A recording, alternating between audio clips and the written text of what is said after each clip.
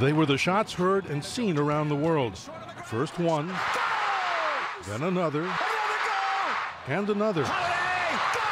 5 in all, giving the United States team the Women's World Cup Soccer Championship over Japan last Sunday by the score of 5-2.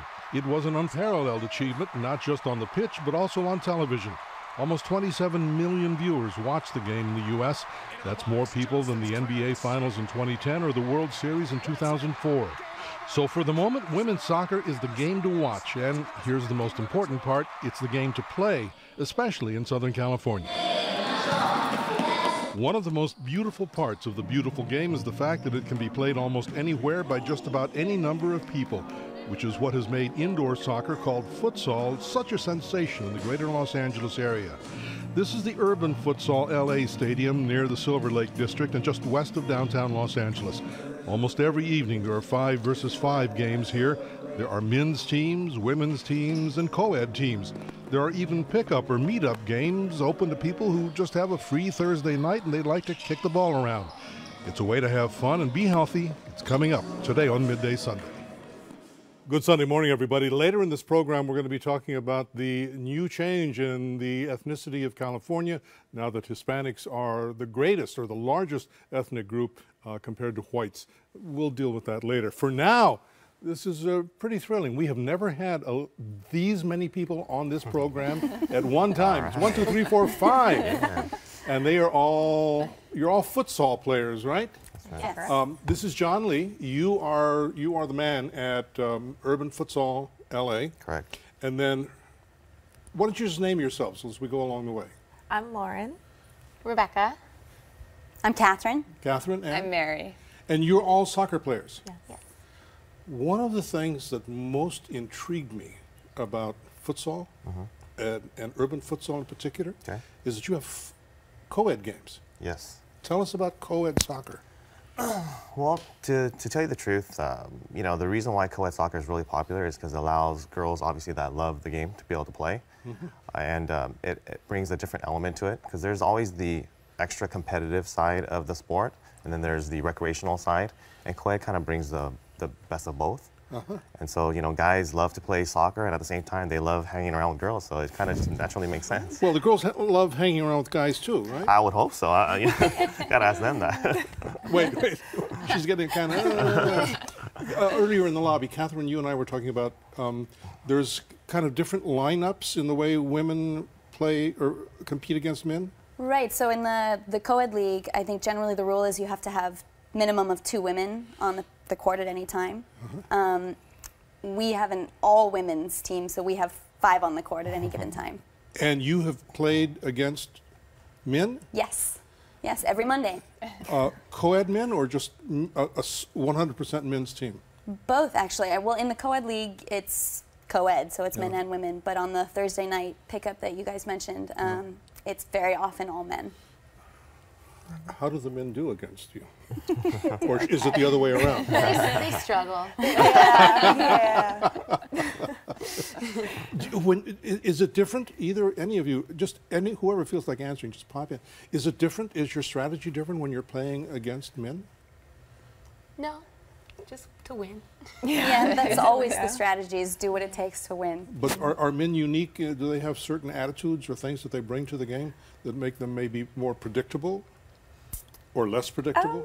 Well, they tend to be a bit more on the aggressive side, but that's kind of why I like it. It gives me a little bit of a chance to get some aggression out myself on, because you can't tell here, but you're tall. Yes. And I don't know that I would want to meet you annoyed at me in a bar someplace. Yeah, I feel like that's where I actually have a strength on the court, is I can be probably a bit intimidating, and I do find that I tend to mark the larger guys when I'm on the playing course and everything. But forgive me, not only here but at home. Forgive me. There's also the prettiness factor, the charming factor. Does that come into play at all? It has to come into play. I'm thinking on the court, it does not come into play. No. You're out there, you're there to play, and like we're not looking like we're not there in makeup. Yeah, it's usually after work too. So, you know, you've had a long, hard day and all you want to do is play with your teammates, do your best out there. And so you kind of just go in you know, just expecting to play hard, not worry about how you look, but just get the job done. I'm not sure that we've rolled any, but if we can, we should roll some of the video that we shot earlier of a game. You play in a very small field. Correct. Talk to us about the basic rules of the game.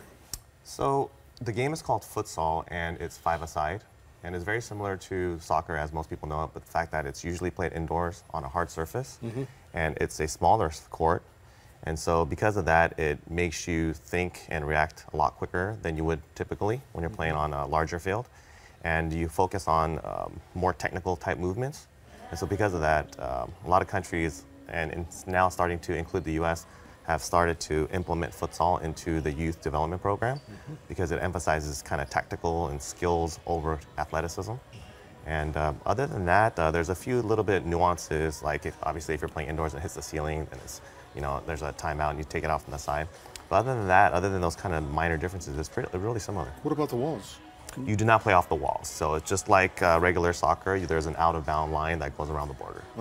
And then, as with conventional soccer, you have a designated goalie. Which are any of you goaltenders? We take turns. Yes. I'm actually not wearing my normal wedding ring because I got a bone bruise playing keeper, so Yeah, I can't fit it on. But wait, like you're more petite. Yes, I am. Wouldn't you Don't be? let that fool you. Yeah, don't. She's tougher than me. What about referees? Yeah, so typically there'll either be 1 or 2 referees that officiate the game, and they don't really have to run as much, right? So their job is a little bit easier in terms of they're not running all over the field, but at the same time, because the action is a lot more quicker and faster paced, they have to be really on top of their game the entire time. There isn't really any kind of a lull period in the game. What about substitutions? Are there any? It's a quick change kind of thing. So, And on the fly, kind of like in hockey? yeah, Yeah. very much like that. Exactly. And typically, how long is a game?